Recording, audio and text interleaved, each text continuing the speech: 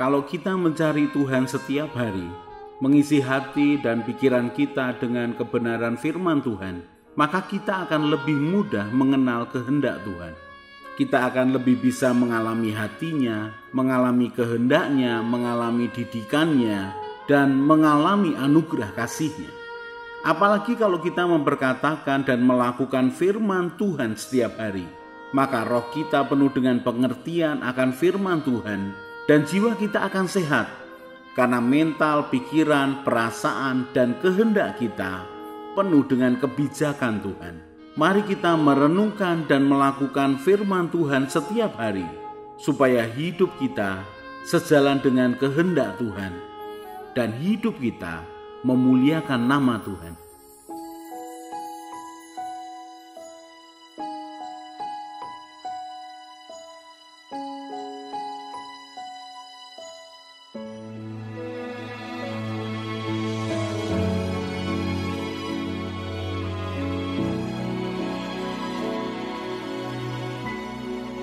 Betapa ku mencintai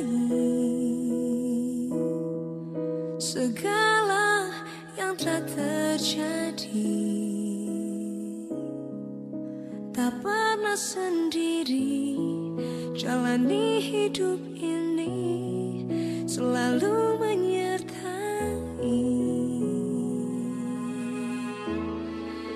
Betapa ku menyadari di dalam hidupku ini, Kau selalu memberi rancangan terbaik oleh karena kasih. Bapa, sentuh hatiku, ubah hidupku menjadi yang baru, bagai emas yang murni. Kau membentuk bejana hatiku. Bapa, ajarku mengerti sebuah kasih yang selalu memberi, bagai air mengalir yang tiada pernah berhenti.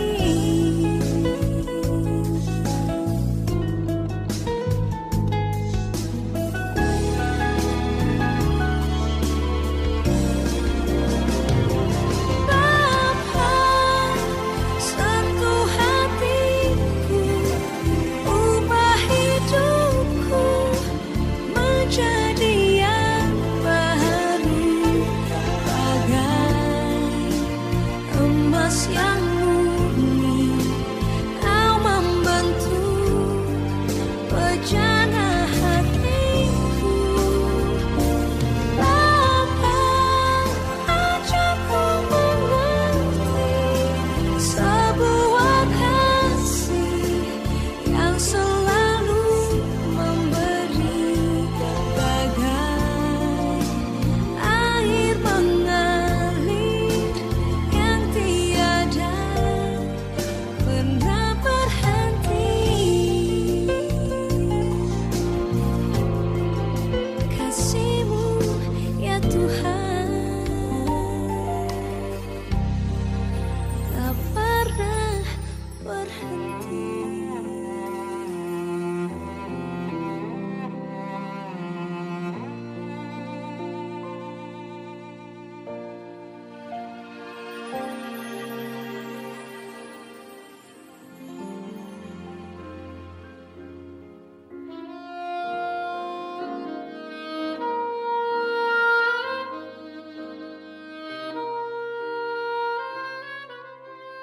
Mazmur 62 ayat 2 dan 3. Hanya dekat Allah saja aku tenang, daripadanya lah keselamatanku. Hanya Dialah gunung batuku dan keselamatanku, kota bentengku. Aku tidak akan goyah.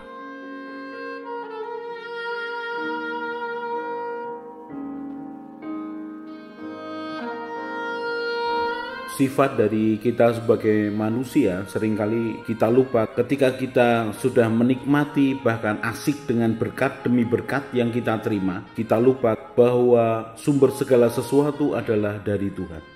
Pada saat orang Israel keluar dari tanah Mesir yang dipimpin oleh Musa seorang pemimpin yang berhati lembut, dan orang-orang Israel bukan orang-orang yang tunduk, yang taat semuanya. Sebagian ada yang pemberontak, sebagian ada yang sesukanya sendiri, sebagian ada yang memanfaatkan, bahkan beberapa dikatakan orang-orang dursila, bahkan yang lebih jelas lagi ketika Alkitab mengatakan orang-orang yang rakus itu sebagai orang bajingan. Rasanya mendengar kata bajingan di Alkitab kok Tuhan sampai sebegitunya. Tetapi kalau kemudian kita melihat akan sifat-sifat orang Israel, maka kita bisa memahami betapa Tuhan yang baik tidak menerima respon yang baik dari orang-orang yang dicintai, bahkan yang diselamatkan dari budak, dibawa menjadi orang merdeka, dari orang-orang yang penuh penderitaan, dibawa kepada kemuliaan, kebaikan, damai, sejahtera. Orang-orang Israel tidak semuanya mentaati Tuhan, dan Tuhan tahu bagaimana mendidik akan bangsa ini. Di dalam Ulangan pasal yang keempat, judulnya adalah Musa menasihati bangsa itu memelihara hukum Allah. Maka sekarang, hai orang Israel, dengarlah ketetapan dan peraturan yang kuajarkan kepadamu untuk dilakukan, supaya kamu hidup dan memasuki serta menduduki negeri yang diberikan kepadamu oleh Tuhan Allah nenek moyangmu. Tuhan berkata melalui Musa, supaya ketetapan dan peraturan yang diajarkan, supaya mereka hidup dan memasuki negeri yang diberikan Tuhan dengan kebaikan, dengan keteraturan, dengan tatanan yang baik. Maka Musa mengajarkan kembali kepada orang Israel. Dikatakan ayat yang kedua, janganlah kamu menambahi apa yang kuperintahkan kepadamu, dan janganlah kamu mengurangi, dengan demikian kamu berpegang kepada perintah Tuhan Allahmu yang kusampaikan kepadamu. Matamu sendiri telah melihat apa yang diperbuat Tuhan mengenai Baal Peor, sebab Tuhan Allahmu telah memunahkan dari tengah-tengahmu semua orang yang mengikuti Baal Peor. Ketika orang-orang menyembah patung, menyembah Baal, maka Tuhan menjadi marah.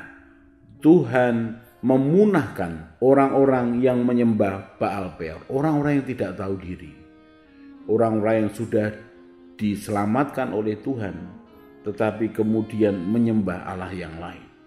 Saya lompat ayat yang ke-30. Apabila engkau dalam keadaan terdesak dan segala hal ini menimpa engkau di kemudian hari, maka engkau akan kembali kepada Tuhan Allahmu dan mendengarkan suaranya. Menarik sekali. Dikatakan apabila engkau dalam keadaan terdesak dan segala hal ini menimpa engkau di kemudian hari, maka engkau akan kembali kepada Tuhan Allahmu.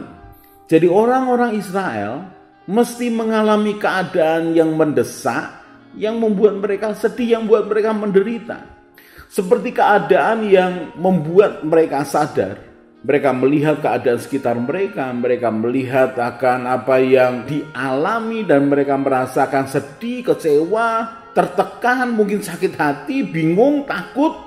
Dalam keadaan seperti itu, Ulangan pasal yang keempat ayat 30, maka engkau akan kembali kepada Tuhan Allahmu. Mari kita kembali kepada Tuhan. Mari kita bersama-sama Tuhan. Bukan karena tekanan demi tekanan, bukan karena kesulitan demi kesulitan. Mari berjalan bersama Tuhan. Mari mendengarkan suaranya.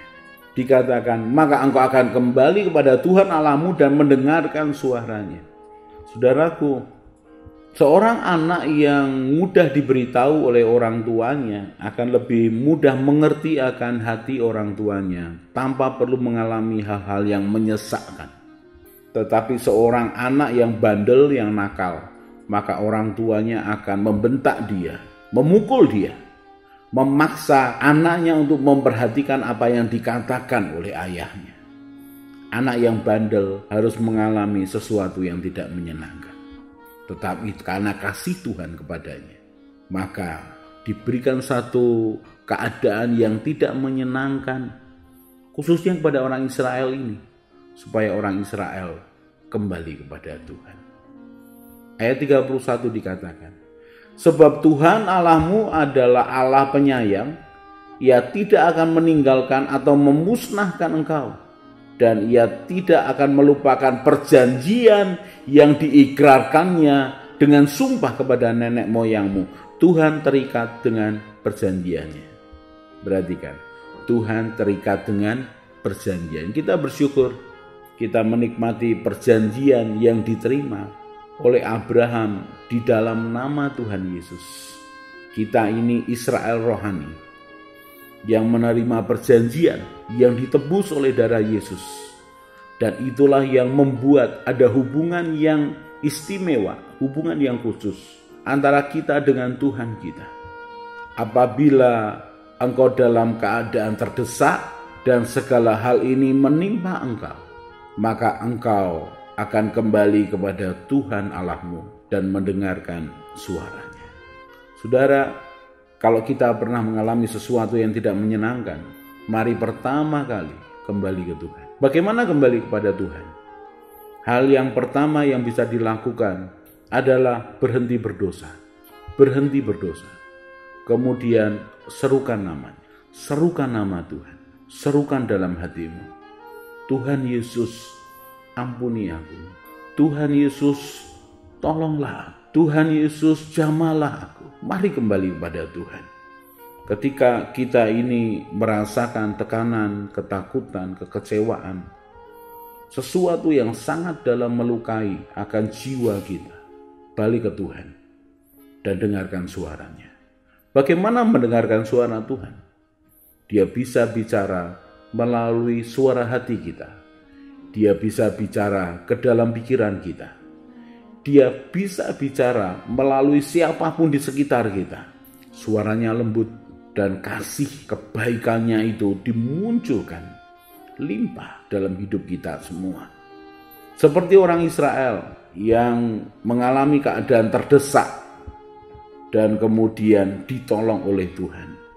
Mari percaya, Tuhan yang menyayangi kita tidak akan meninggalkan kita dan tidak akan memusnahkan kita.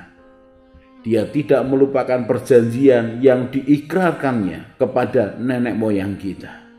Dia mengasihi kita. Berseru kepada Tuhan, kembali kepada Tuhan, dan nikmati kembali persekutuan dengan Tuhan, persekutuan di dalam rohnya.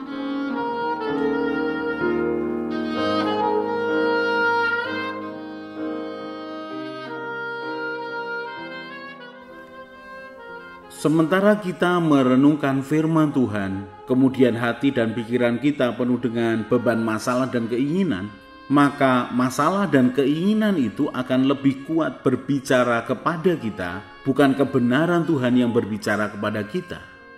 Berbeda kalau hati kita tenang menginginkan Tuhan, pikiran kita penuh dengan kebenaran Tuhan, dan keinginan tidak mengendalikan kita. Maka keadaan ini akan membuat kita mudah mendengar suara Tuhan dan mengerti kehendak Tuhan. Kalau kita merenungkan firman Tuhan setiap hari, maka Tuhanlah yang menjadi petunjuk jalan kehidupan kita. Mari kita berdoa.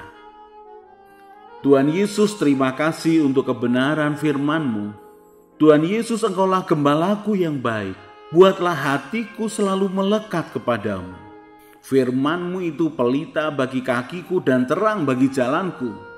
Bawalah aku menjalani hidup sesuai dengan rencana-Mu ya Tuhan. Amin. Saya Yosea Kristiono, Gembala Jemaat GKI Injil Keselamatan Semarang.